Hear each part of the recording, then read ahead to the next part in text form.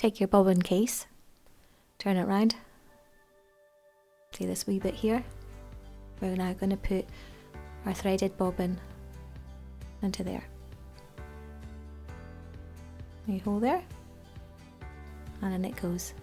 Now take your thread and take it to that first notch there, pull it through and let it click, and take it through to the second notch here.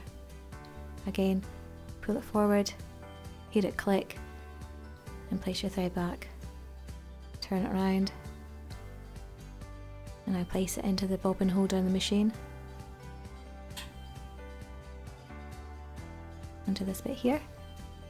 In it goes, press it again, hear your click.